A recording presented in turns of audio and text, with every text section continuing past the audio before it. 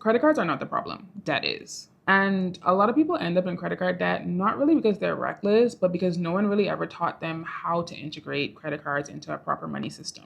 Some people are scared of credit cards and avoid them completely. Some people use them for everything. And some people are carrying balances every month and quietly stressing about it. So in this video, I want to break down how credit cards actually work, where they fit in a healthy financial system, how to use points without getting carried away, and why timing matters a lot more than most people realize. If you're new here, I'm Brianne. I'm a CPA and I make content about personal finances in a way that actually makes sense in real life. So let's get into it. I think this is one of those things that most people technically know, but don't always fully think through in the moment. A credit card is not income. It's not extra money. It's a short-term loan.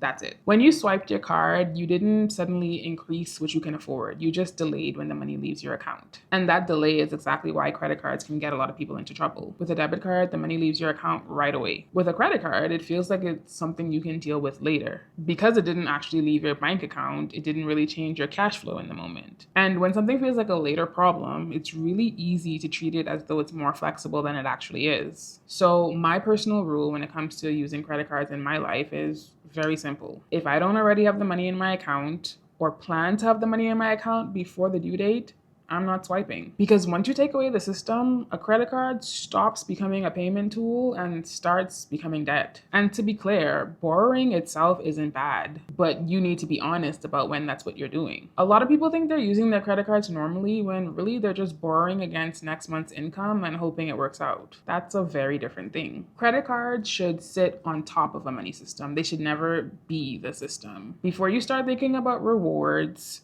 travel points, or opening multiple cards, you need the basics in place first. You need a stable checking account. You need some kind of category system or spending plan. You need a handle on your fixed expenses. And ideally, you also need an emergency fund because the card itself does not tell you what you can afford. Your system does. That's how I look at it in my own life. The spending decisions happen before I ever tap my card. They happen in my budget. The money is already assigned. The credit card is just the method I use to process the transaction. So the card is not making financial decisions for me. It's just carrying out the plan I already made. And this is why credit cards tend to amplify whatever's already going on in your personal finances. If your system is messy, credit cards can make that mess even worse. If your system is solid, credit cards can actually be pretty useful. They can help you build credit. They can help you track easier. They can give you rewards on spending you were already going to do to begin with. But the key is they only work well when they're sitting inside structure. This is the part that confuses most people, so let's make it simple. Every credit card has two important dates. The first is your statement closing date,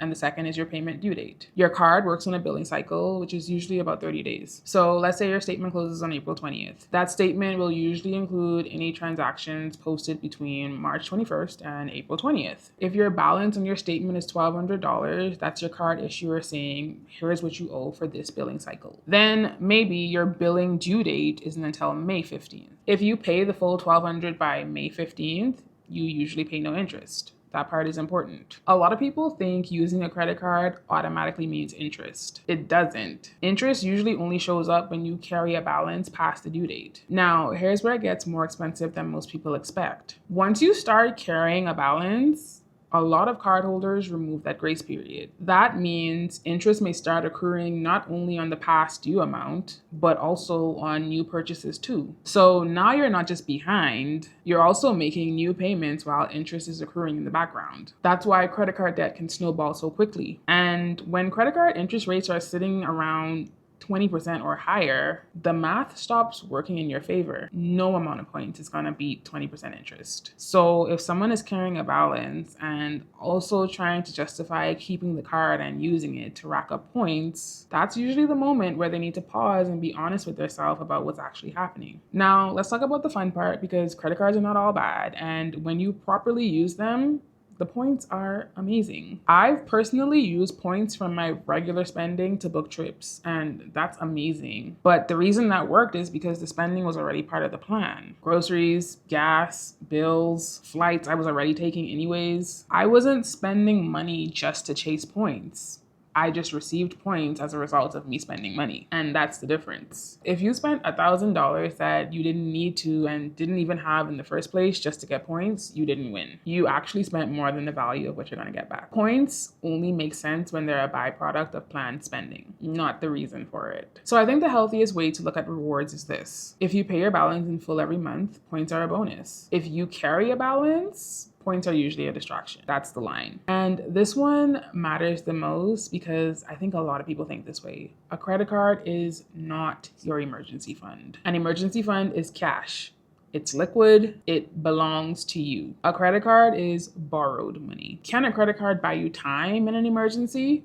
Sure, sometimes that's reality. Sometimes something happens and you need to put that charge on your card in the moment. But that is very different from saying a credit card is your emergency plan. Because if your backup plan is always swiping your card when life happens, now you're dealing with two problems: the emergency itself and the debt that comes with it. And that's why I always say, if you're relying on credit for emergencies, your next goal is not optimizing points. Your next goal should be building cash reserves. Even a small emergency fund is a huge difference because it gives you room to handle life without going into additional debt. Now, let's talk about something people hear a lot of times but don't really understand fully: utilization. Utilization is just the percentage of your credit limit that you're using. So if your limit is $5,000 and your statement is reporting a balance of $4,000, that's 80% utilization. Even if you pay off the balance later, that high reported balance can still affect your credit score in the short term because what gets reported is often the balance that's showing up on your statement. That's why timing matters. A common guideline is to try to keep your utilization around 30% or less. That doesn't mean you need to obsess over every dollar. It just means you need to understand when your balance is being reported. There are a few ways you can manage this. You can pay part of the balance before the statement closes. You can also request a credit limit increase when your finances are more stable.